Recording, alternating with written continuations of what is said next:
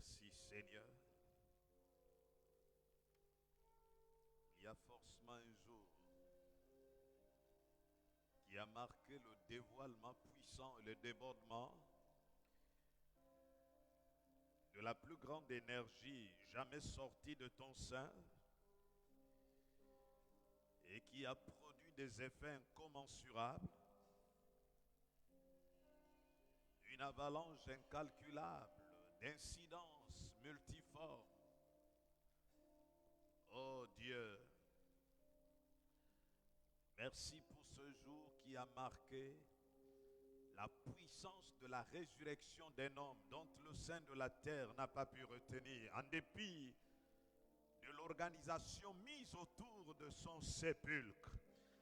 Le ciel avait arrêté que 3 jours après, il sortirait du séjour des morts. Et c'est ce qui s'est passé réellement. C'est la raison fondamentale pour laquelle nous sommes là. C'est pour célébrer un événement. Christ est notre Pâque. Nous ne célébrons plus la Pâque à la manière des Juifs. Ils le faisaient une fois l'an, mais nous célébrons notre Pâque à chaque instant. Chaque instant de notre vie est influencé par Christ, notre Pâque. Béni sois-tu, Seigneur. Toi qui as décidé d'élire domicile en nous et de faire de notre corps la résidence de ta présence. Christ en nous, espérance de la gloire. Christ en nous, espérance de la gloire. Christ en nous, espérance de la gloire. Tu es en chacun de nous. Nous célébrons cette union, Seigneur. Et prions que tu nous donnes la capacité surnaturelle de comprendre comment ton royaume fonctionne avec les lois qui le régissent, Seigneur. Paul a dit, illumine les yeux de leur cœur. Ce matin, nous formulons la même prière, le même vœu.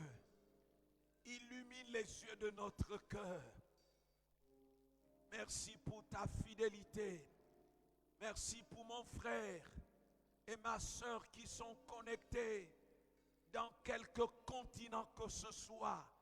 Je prie que l'esprit de la parole saisisse chacun d'entre nous et se saisisse de tous les prédicateurs disséminés à travers le monde qui ont la lourde responsabilité de porter ce trésor dans un vase de terre.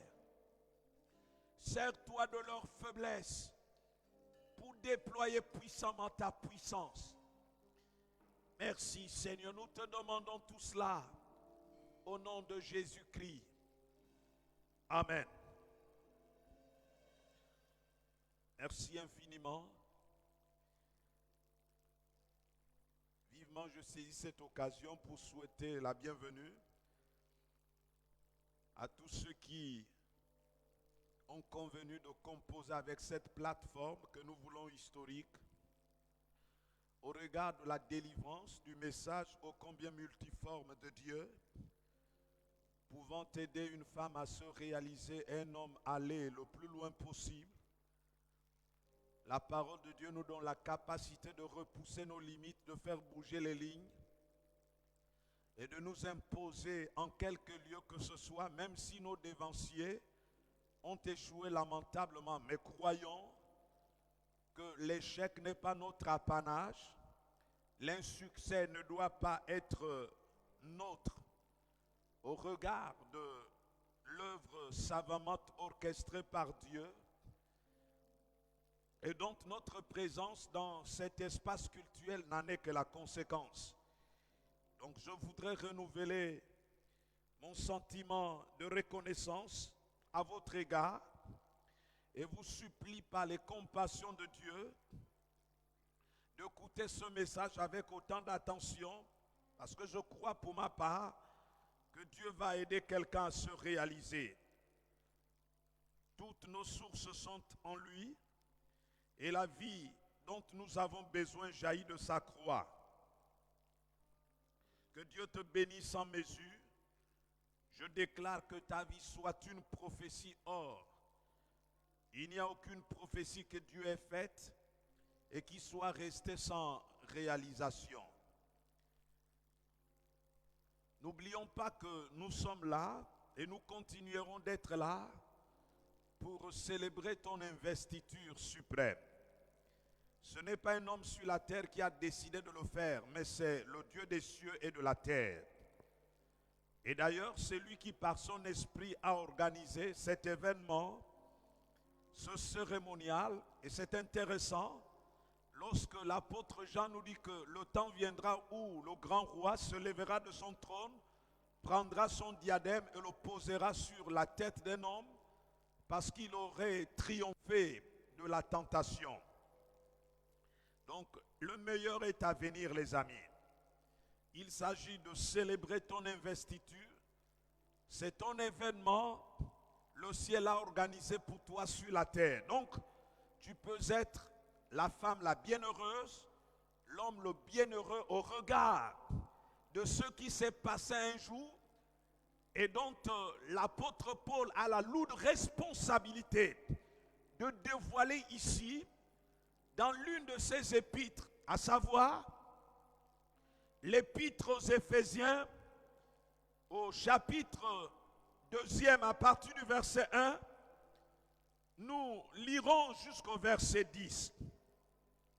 Regardons ce qui est écrit et de façon préférentielle, je vous supplie de vous lever là où vous êtes, de manière à ce que nous fassions allégeance à l'autorité de la parole, que nous puissions rendre hommage à la parole de Dieu. Regardons ce qui est écrit. Vous qui étiez morts par vos offenses et par vos péchés, dans lesquels vous marchiez autrefois selon le train de ce monde, selon la puissance de l'air, de l'esprit qui agit maintenant dans les fils de la rébellion. Nous tous aussi, nous étions de leur nombre et nous vivions autrefois selon les convoitises de notre chair, accomplissant les volontés de la chair et de nos